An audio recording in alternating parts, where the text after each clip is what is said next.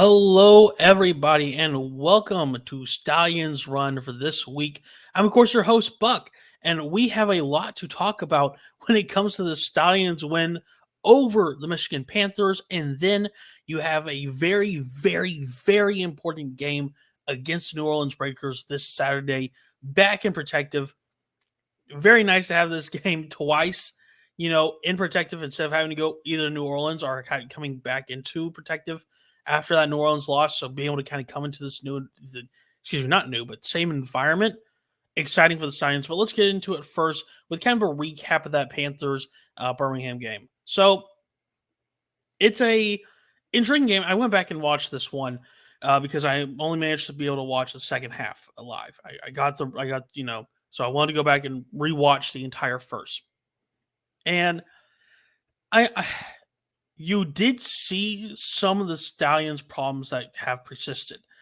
Hot and cold offense, hot and cold defense. Basically, the entire team has been the definition of hot and cold.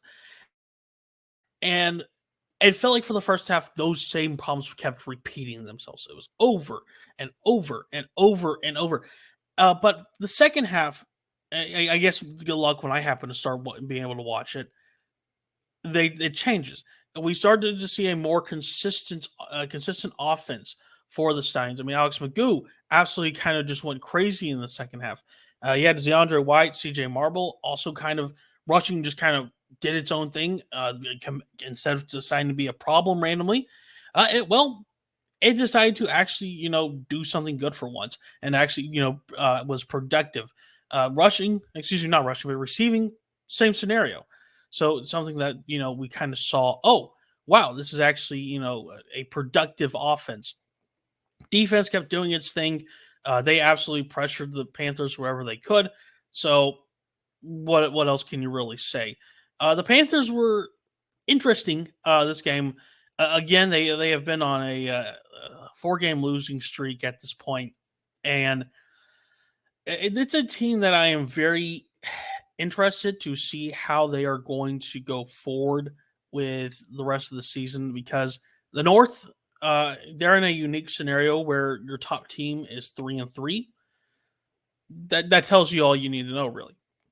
So the Panthers are only 2-4. Can they possibly do something where they can kind of, start working their way into kind of at least contention?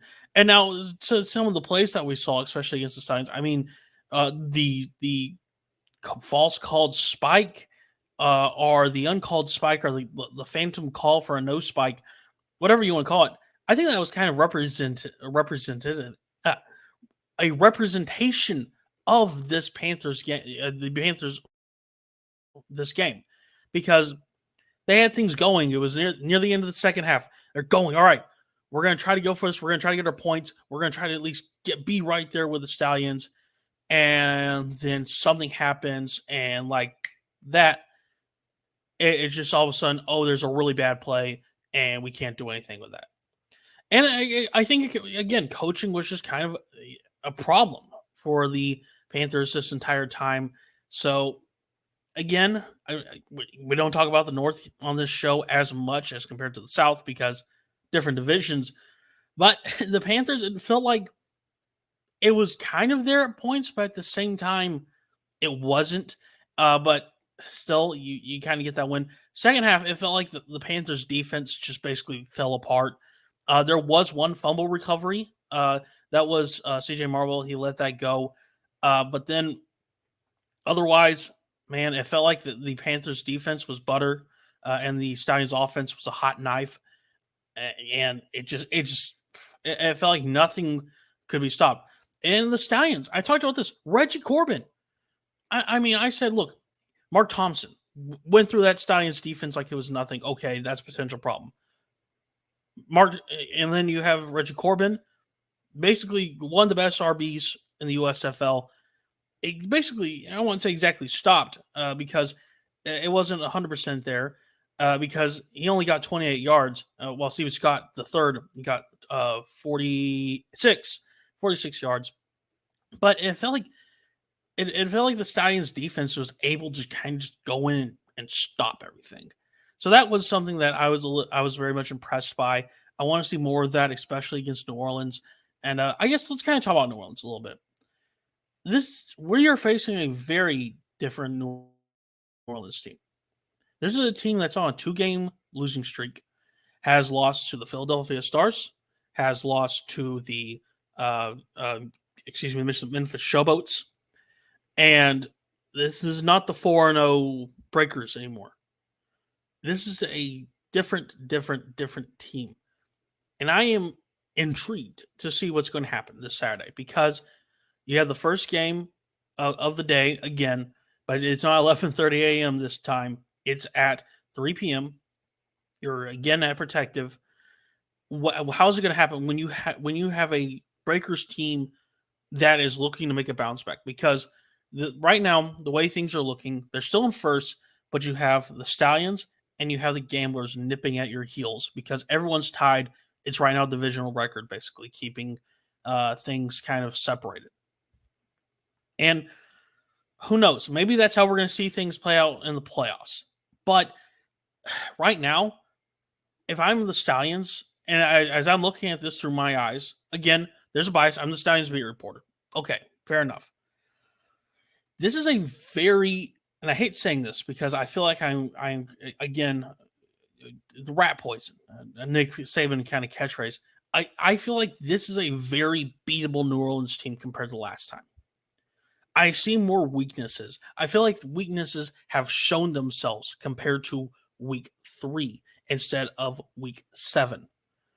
And that is an opening for the Stallions that they can absolutely take advantage of.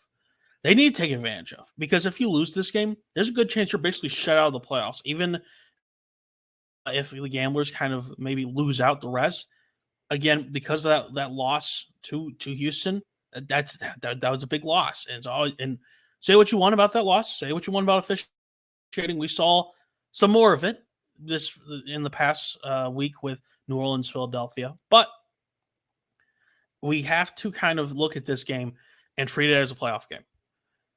I think New Orleans is kind of going to say the same thing. I'm sure my colleague Logan, he is going to basically say the same thing with his show, and it I guess the best way to describe this is New Orleans is a team that we have to beat, and compared to week 3, there are weaknesses that can be exploited and need to be exploited. And the team is basically falling apart because Bethel Thompson is not playing at that 100% level anymore like he was week 1, week 2, week 3.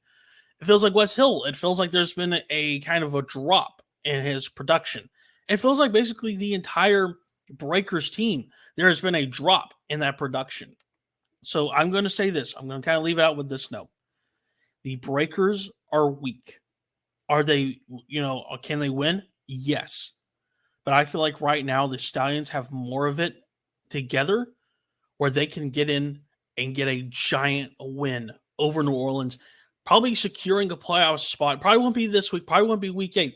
Might be week 9. Might even be week 10.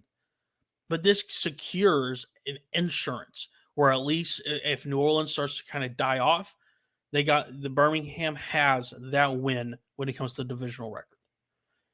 So a big game, Birmingham. I think you're going to show out for this one because it's against New Orleans. And no one really likes New Orleans here. Let's be honest. So as I leave, I depart you. I say once again, this is a beatable team. There's weaknesses that have developed. Take advantage of them. That's what the main thing the Stallions have to do.